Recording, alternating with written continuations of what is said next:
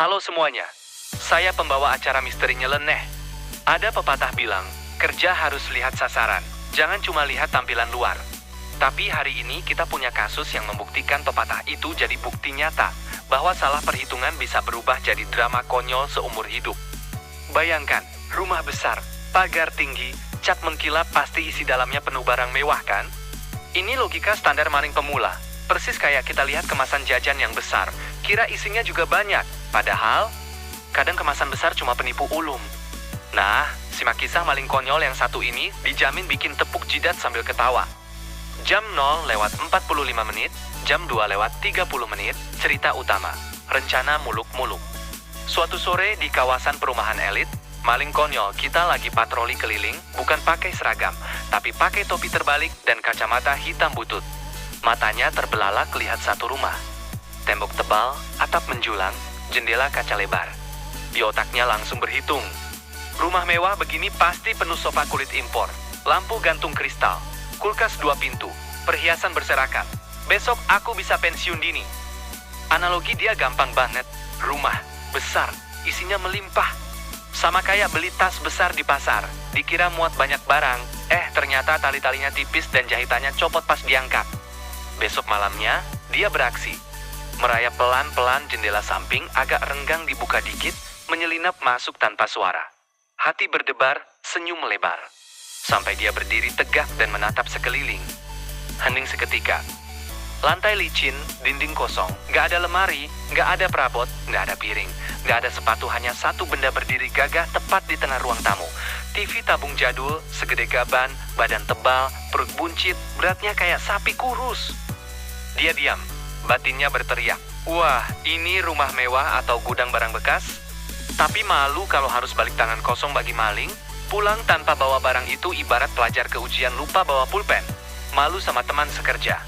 Akhirnya dia memutuskan, ya sudah, ambil saja TV ini.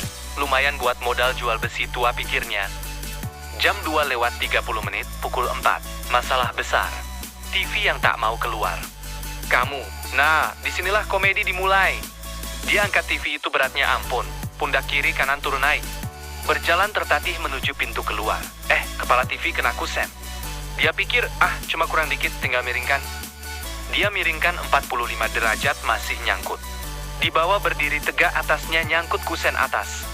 Ditaruh lurus lagi samping kiri, kanan nyangkut rapat. Diputar balik belakangnya nggak muat juga. Analogi simpelnya, kayak kamu mau masukkan kue bolu besar ke dalam kotak roti yang ukurannya pas banget, ditekan pinggangnya atas benjol, ditekan atasnya pinggang melebar. Atau persis kayak kita coba masukkan baju musim dingin tebal ke ransel kecil. Digilas, diduduki, ditindih, tetap saja ada bagian yang mencuat. Sialnya makin dia dorong, makin TV itu terjepit padat macet total di tengah bingkai pintu. Pintu nggak bisa ditutup, TV nggak bisa ditarik maju atau mundur. Dia sempat teringat mau merusak kusen pakai obeng, tapi langsung kurung. Takut bunyi berisik, tuan rumah bangun, rencana bubar jalan. 1 jam berlalu, 2 jam. Keringat bercucuran, otot pegal, napas ngos-ngosan, TV masih diam bengkok manja menjepit dia. Akhirnya si maling konyol mengakui kekalahan lelah bukan main, otak kosong, dan muncul ide paling gila sedunia. Lebih baik bangunkan tuan rumah sendiri daripada mati kelelahan di sini. Pukul 4, jam 4:50, dialog seru, maling ngobrol teknik sipil. Pak, bangun pak. Tolong saya pak, tuan rumah. Siapa kamu? Ngapain di situ? Dan kok TV saya jadi begini? Begini pak. Saya jujur saja. Saya masuk lewat jendela, mau ambil barang, cuma ketemu TV ini. Terus mau dibawa pulang. Nggak muat pak, saya pusing setengah mati. Bapak jelasin dong, TV segede gaban ini dulunya gimana caranya masuk ke dalam rumah. Apa bapak beli komponen kecil, panggil tukang, terus dirakit di sini? Atau ada rahasia teknik sipilnya? Jawab jujur pak, daripada saya pusing mikir terus. Tuan rumah tepuk jidat menahan tawa, lalu si maling nambahin nasihat tulus, dan ingat ya pak, kalau beli TV lagi jangan yang jadul segede ini. Repot tahu, nyusahin orang kayak saya yang kerjaannya nyuri barang. Bapak kurang pengalaman sih, masuk pengamat konyol. Saya pengamat konyol resmi. Mari kita bedah kasus ini secara ilmiah receh. Salah sasaran, rumah mewah, isi mewah.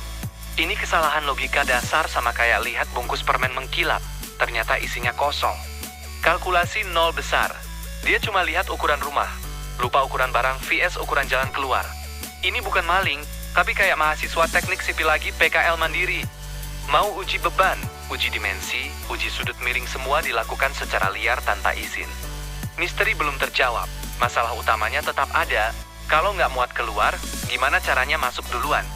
Ini misteri setara segitiga bermuda versi lingkungan warga. Keputusan paling konyol. Bangunkan korban sendiri saat tertangkap basah ini rekor baru dalam sejarah kekonyolan kejahatan. Jam 4:50, jam 5:30, kesimpulan dan pesan moral. Kamu? Nah, penonton sekalian, apa pelajaran berharga dari drama ini? Pertama, jangan menilai isi hanya dari luarnya saja. Seperti rumah tadi, luarnya megah. Dalamnya kosong melompong persis kayak janji manis teman yang jarang ditepati. Kedua, perhitungan matang itu wajib. Mau jadi pencuri, tukang angkut barang, atau sekadar pindah perabot. Kalau cuma modal nekat, ujungnya bakal terjepit kayak TV tabung itu macet dan bikin malu. Ketiga, kalau sudah terlanjur buntu dan lelah, kadang mengaku jujur justru jalan tercepat selesai, meskipun hasilnya jadi bahan tawa seumur hidup dan bikin tukang cerita sampai ke anak cucu. Dan satu lagi, buat kalian yang punya TV jadul raksasa, hati-hati ya, bukan cuma maling yang repot, tapi juga tukang pindahan barang pasti bakal sumpah serapah pas lihatnya. Jam 5:30, jam 5:50, penutup, pancing interaksi. Kamu, di mana ceritanya? Udah cukup bikin geleng-geleng kepala belum? Atau kalian ada tebakan? Gimana caranya TV raksasa itu masuk ke rumah? Ada yang pernah lihat kasus serupa atau punya pengalaman bawa barang besar nyangkut di pintu? Ceritain semuanya di kolom komentar. Kalau video ini bikin kamu ketawa, tolong kasih like sebesar ukuran TV jadul itu. Share ke teman biar mereka juga nggak salah sasaran kayak si maling. Dan subscribe plus nyalain loncengnya, supaya nggak ketinggalan episode misteri nyeleneh selanjutnya.